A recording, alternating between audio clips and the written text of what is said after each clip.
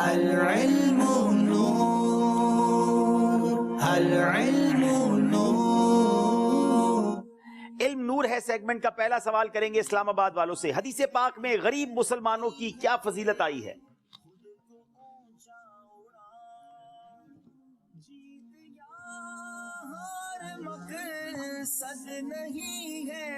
بسم اللہ الرحمن الرحیم۔ حدیث مبارکہ میں ہے کہ حضور نبی پاک صلی اللہ علیہ وسلم نے ارشاد فرمایا کہ اسلام غریبی سے شروع ہوا اور غریبی کی طرف لوٹ کر جائے گا، اور خوشخبری ہے ان غرباء کے لیے جو میرے بعد میری بگڑی ہوئی سنت کی اصلاح کریں۔ اسلام غریبی سے شروع ہوا اور غریبی کی طرف ہی لوٹ آئے گا، پس ان غرباء کو خوشخبری ہو جو میرے بعد میری بگڑی ہوئی سنت کی اصلاح کریں گے۔ جواب درست دے دیا ہے۔ تو غربت میں گھبرانا نہیں ہے بلکہ حوصلے میں رہنا ہے۔ ساہیوال کے اسلامی بھائیوں سے سوال ہے، ایمان کی حقیقت حاصل کرنے کے لیے انسان کو کس بات کا یقین رکھنا چاہیے؟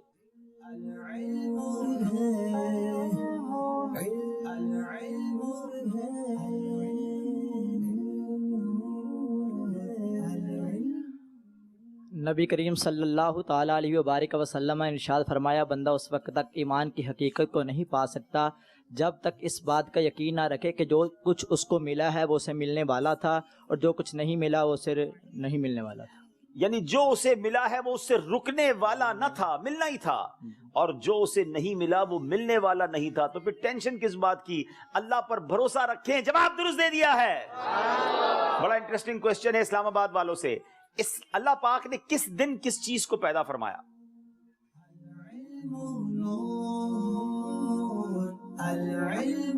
ناظرین یہ بڑا ہی کمال کا سوال ہے، بہت نیو معلومات بہت سارے ناظرین کو ملے گی۔ حضرت عبداللہ بن سلام رضی اللہ تعالیٰ سے روایت ہے کہ اللہ تعالیٰ نے مخلوق کی جب ابتدا فرمائی تو اتوار اور پیر والے دن زمینوں کو پیدا کیا، اور منگل اور بدھ والے دن آسمانوں کو پیدا کیا، جمعرات اور جمعے کی عصر تک زمینوں میں اور رزق کو پیدا کی، زمینوں میں جو کچھ ہے وہ جو رزق کو پیدا کیا، تو لہٰذا عصر کی نماز سے غروب آفتاب تک کا وقت قبولیت کا وقت ہے۔ حضرت سیدنا عبداللہ بن سلام رضی اللہ تعالیٰ عنہ نے فرمایا، اللہ عز و جل نے مخلوق کی ابتدا فرمائی تو اتوار اور پیر کے دن زمین کو بنایا، منگل اور بدھ کے دن آسمانوں کو بنایا، جمعرات اور جمعے کی عصر تک رزق اور جو کچھ زمین میں ہے اس کو بنایا، لہٰذا قبولیت کا وقت نماز عصر سے غروب آفتاب کے درمیان ہے۔ تو یہ قبولیت کا وقت بھی پتہ چل گیا دعا مانگنے کا، ویسے تو اور بھی وقت ہے، اور پھر ہمیں یہ بھی پتہ چلا کہ کس دن کیا بنایا۔ سبحان اللہ، جواب درست دے دیا ہے۔ فقہائے کرام ایک دوسرے کو کون سی 3 نصیحتیں کیا کرتے تھے؟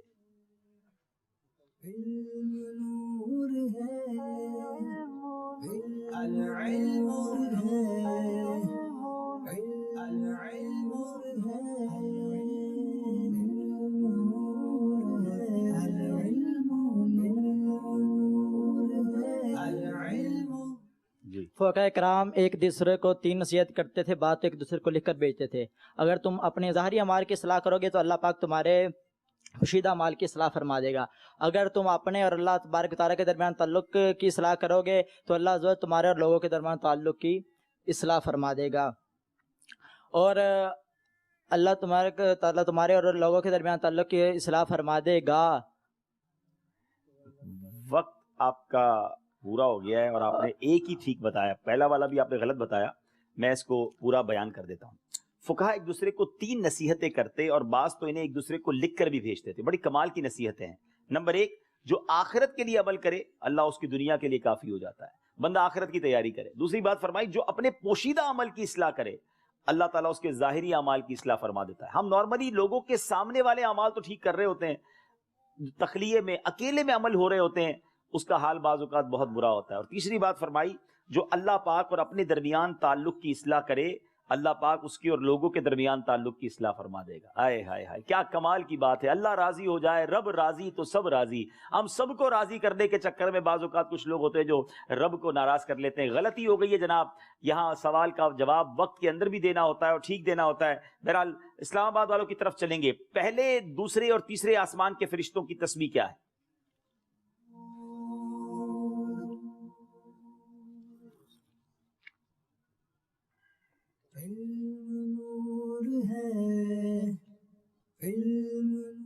پہلے آسمان کے فرشتوں کی تسبیح سبحان ذی الملک والملکوت ہے، اور یہ قیامت تک حالت سجدہ میں رہیں گے، اور یہ تسبیح ہے۔ اور دوسرے آسمان کے فرشتے قیامت تک حالت رکوع میں رہیں گے اور ان کی تسبیح سبحان ذی العزت والجبروت ہے، اور تیسرے آسمان کے فرشتے قیامت تک حالت قیام میں رہیں گے اور ان کی تسبیح سبحان الحی الذی لا یموت ہے۔ سبحان اللہ۔ ناظرین ذرا سوچیں کہ فرشتوں کی جو کیفیت ہے وہ کیا ہے، ان کی عبادتوں کا حال دیکھیں کہ حضرت جبریل نے نبی پاک سے عرض کی کہ آسمان دنیا یعنی پہلے آسمان کے فرشتے قیامت تک حالت سجدہ میں رہیں گے اور ان کی تسبیح سبحان ذی الملک والملکوت ہے۔ دوسرے آسمان والے فرشتے قیامت تک حالت رکوع میں رہیں گے اور ان کی تسبیح سبحان ذی العزت والجبروت ہے، اور تیسرے آسمان والے فرشتے قیامت تک حالت قیام میں رہیں گے اور ان کی تسبیح سبحان الحی الذی لا یموت ہے۔ جواب درست دے دیا ہے جناب۔ جناب اب چلیں گے ہم ساہیوال والوں کی طرف۔ سخاوت اور بخل کس جگہ کے درخت ہیں؟ جیت انعام ہے، علم نور ہے، العلم ہار کے ہے۔ بسم اللہ الرحمن الرحیم۔ حدیث پاک کا مفہوم ہے، آقا علیہ الصلوۃ والسلام نے ارشاد فرمایا کہ سخاوت جو ہے وہ جنت کا درخت ہے، اس کی شاخیں زمین پر ہیں، جو اس کی کسی شاخ کو پکڑ لے گا وہ اسے جنت میں کھینچ لے گا، اور جہنم جو بخل ہے وہ جہنم کا درخت ہے، اس کی شاخیں زمین پر ہیں، جو اس کی کسی شاخ کو پکڑ لے گا وہ اسے جہنم میں کھینچ لے گا۔ اللہ اکبر۔ سخاوت جنت کی طرف لے جاتی ہے، بخل کنجوسی جہنم کی طرف کھینچ لیتی ہے، لے جاتی ہے۔ اب غور کر لیں اپنے اندر کون سی عادت پیدا کرنی ہے۔ سخی اللہ کو بڑا پسند ہے۔ ناظرین سخاوت اپنائیے۔ جواب بالکل درست دے دیا ہے۔ حدیث پاک میں شرک سے حفاظت کی کیا دعا بیان کی گئی ہے، ارشاد فرمائیے۔ بڑی پیاری دعا ہے، یاد کر لیجئے اور پڑھتے رہا کریں۔ شرک سے حفاظت کی دعا۔ حدیث پاک میں شرک سے حفاظت کی دعا بیان کی گئی ہے، اللہم انی اعوذ بک ان اشرک بک وانا اعلم واستغفرک مما تعلم ولا اعلم۔ اس کا ترجمہ ہے کہ میں اللہ عز و جل کے ساتھ جان بوجھ کر اللہ عز و جل کا شریک ٹھہرانے سے پناہ چاہتا ہوں، اور جو اللہ کے علم میں ہے اور میرے علم میں نہیں اس سے معافی چاہتا ہوں۔ اللہم انی اعوذ بک ان اشرک بک وانا اعلم واستغفرک مما تعلم ولا اعلم۔ بڑی پیاری دعا ہے، اس کو کوشش کریں، یاد کریں۔ جواب درست دے دیا ہے جناب۔ کیا عام مسلمان بھی روز قیامت شفاعت کریں گے، اور ایک شخص کتنے لوگوں کی شفاعت کرے گا؟ قیامت کے دن شفاعت کا جو عالم ہوگا اس کے بارے میں جانیے۔ جی ہاں، عام مسلمان بھی قیامت کے دن لوگوں کی شفاعت کریں گے۔ آقا علیہ الصلوۃ والسلام کی حدیث مبارکہ کا مفہوم ہے کہ قیامت کے دن کچھ لوگ ایک قبیلے کی شفاعت کریں گے، کچھ لوگ ایک قوم کی، کچھ لوگ ایک علاقے کی، یہاں تک کہ کچھ ایک بندے کی یا دو لوگوں کی شفاعت کریں گے۔ سبحان اللہ۔ نبی پاک علیہ الصلوۃ والسلام کی حدیث سنیے گا۔ پہلے تو سوال کا جواب یہ ہے کہ عام مومنین بھی لوگوں کی شفاعت کریں گے، پہلے یہ پتا چل گیا۔ اب حدیث پاک کا مفہوم ہے کہ بروز قیامت مختلف لوگ اپنے مرتبوں کے لحاظ سے لوگوں کی شفاعت کریں گے، بعض ایک پوری قوم کی، بعض قبیلے کی، بعض ایک خاندان کی، اور بعض ایک دو لوگوں کی شفاعت کریں گے، جیسا ان کا اللہ کی بارگاہ میں مرتبہ ہوگا۔ سبحان اللہ۔ جواب درست دے دیا ہے جناب۔ حضرت ابو دردہ رضی اللہ تعالیٰ عنہ کا اصل نام کیا ہے، اور ابو دردہ آپ کا لقب ہے یا کنیت؟